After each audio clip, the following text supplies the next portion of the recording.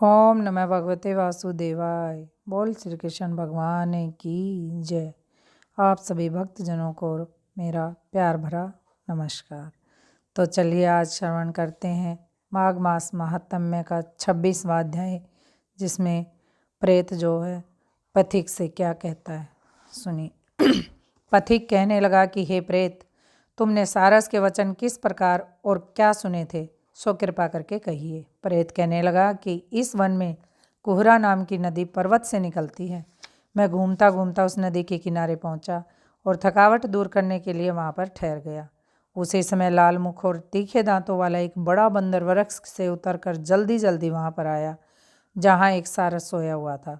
उस चंचल बंदर ने कई एक पक्षियों को देखकर उस सोए हुए सारस को दृढ़ता से पैरों से पकड़ लिया तो सब पक्षी उड़कर वहां से चले गए, परंतु सारस भयभीत होकर विलाप करती हुई वहीं रुक गई। सारसी नींद के दूर होने तथा भय से नेत्र खोलकर सारस ने बंदर को देखा और मधुर वाणी में कहने लगा, हे बंदर, तुम बिना अपराध मुझको क्यों दुख देते हो? इस संसार में राजा भी केवल अपराधियों को ही दंड देता है।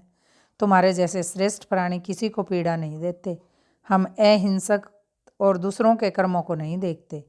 जल की काई खाने वाले, आकाश में उड़ने वाले, वन में रहने वाले, अपनी स्त्री से प्रेम करने वाले, दूसरों की स्त्री को त्यागने वाले, दूसरों की बुराई से दूर रहने वाले, चोरी ना करने वाले, बुरों की संगति से दूर रहने वाले, किसी को कष्ट न देने वाले हैं। सो इस प्रकार मुझ निरपराधी को हे बंदर छोड़ दो। मैं तुम्हारे पहले जन्म की वृतांत जानता हूँ।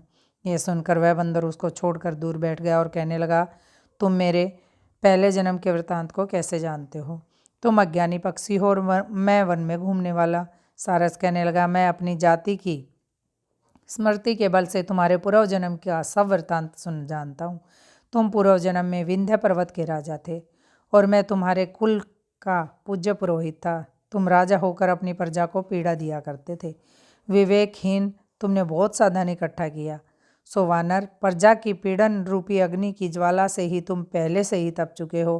पहले तुम कुंभिक पाक नरक में गए, उसके बाद शरीर को नरक में 3000 वर्ष बीत गए, फिर नरक से निकालकर बचे हुए पापों के कारण इस बंदर की योनि में आए हो और मुझको मारना चाहते हो।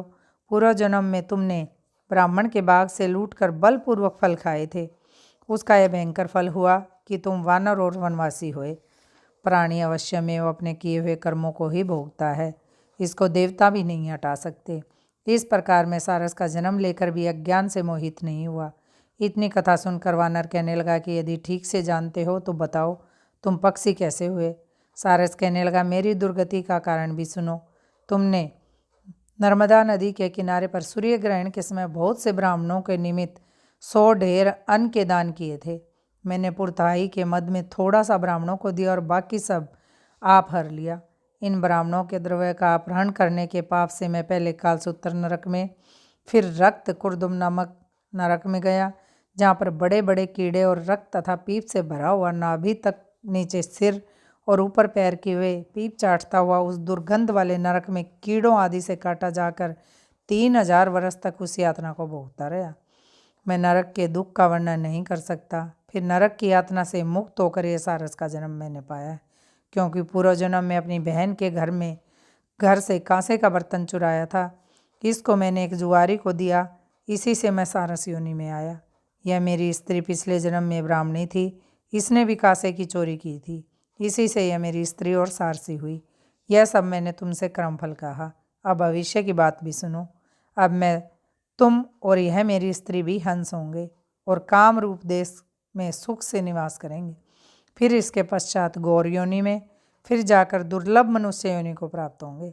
इसमें मनुष्य पाप और पुण्य दोनों ही कर सकता है। इस प्रकार शिव की माया से यह सारा जगत मोह को प्राप्त है। न केवल हम परंतु संसार के सभी जीव प्रकृति मार्ग में फंसकर अच्छे और बुरे कर्म करते और उनका फल भोगते हैं। इसलिए सब प्राणियों को धर्म का सेवन करना चाहिए। देवता, असुर, मनुष्य, व्याध, कीड़े मकोड़े, सभी से यह कंटक रूपी मार्ग नहीं छूटता। केवल वेदांत जानने वाले योगी ही इस मार्ग से बच सकते हैं। इसी कारण बड़े बड़े महात्मा भी कर्म फल को टाल नहीं सकते। उपाय से तथा बुद्धि से कोई भी इसको नहीं बदल सकता। तुम पहले राजा थे, फिर नरक में गए, अब बंदर की योनि में वन में फिरते हो और फिर भी ऐसा ही जन्म पाओगे। ऐसा विचार कर आनंदपूर्वक और धैर्य धरकर विचारते हुए काल की प्रतीक्षा करो। तब वानर ने कहा, पहले जन्म में मैं तुम्हारी पूजा करता था, अब तुम मुझको प्रणाम करते हो। तुम जाति के स्मरण से मेरे पूर्व जन्म के वृत्तांत को जानते हो। आनंदपूर्वक रहो, तुम्हारा कल्याण हो। तुम्हारे वचनों को सुनकर मैं मोहरहित हो गया हूँ और इस वन में विचरूंगा। प्रेत कहने लगा, हे पथिक, मैंने नदी के तट पर बंदर और सारस का संवाद सुना, तब मुझको बोध हुआ और मोह तथा शोक का नाश हुआ। बोल श्री कृष्ण भगवान की जय। अथ श्री माघ महात्म 26वां अध्याय समाप्त।